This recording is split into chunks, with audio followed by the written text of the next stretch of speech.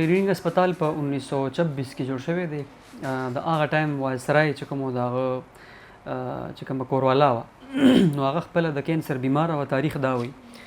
نو هغې دلته کې چې وکته نو هسپتال نو هغې خپل ټایم کې 1926 کې بیا د دې بنیاد کېښودلو.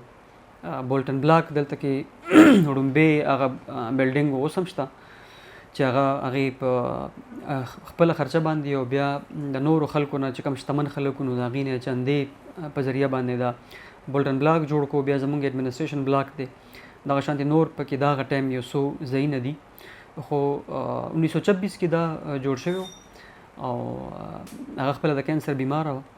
نو دې ټایم کې هغه د هغې چې کوم هزبنډ و خاوند و هغه دلته کې وایسرای و.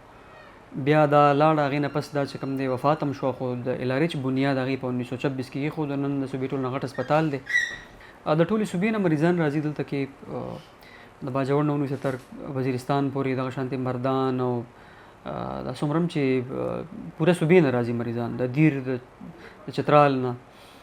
نو روزانه تقریبا 3000 پورې د ایمرجنسي مریضان راځي او دغه شانتې موږ سره داخل دې ټایم کې مریضان چې کوم دی هغه 1400 لکه هر وخت 1200 نه والا 1400 پورې مریضان داخل وي. او پی ډي زمونږ تقریبا 3000 نه والا 4000 پورې مریضان او پی ډي ته هم راځي. نو په صوبه کې ټولو نه زیات مریضان هغه ظاهره خبره د LRH دی دلته راځي، غټ هسپتال دی، بل اکسیسیبل هم دی، نږدې دی. لکه تاسو 400 نه راځئ مردان نه راځئ نو وړومبی LRH راځي، تاسو چترال نه یا دیر نه که راځئ یا وزیرستان نه هم راځئ نو وړومبی LRH نږدې پرېوځي. دې د وجې نه رش په دې هسپتال باندې زیات وي. صحت کارت باندې ټول سرویسز سره د دوایانو علاج اپریشن هغه 100% فري ملاویږي.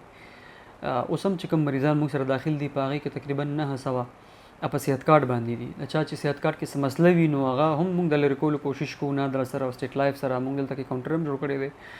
خو د هغه پښتو خبره د الف نه واله یې پورې ټول علاج د داخلې نه ونیسه تر ډسچارج کېدو دوایانو پورې که هغه هر قسم علاج وي هغه بالکل فري ملاویږي.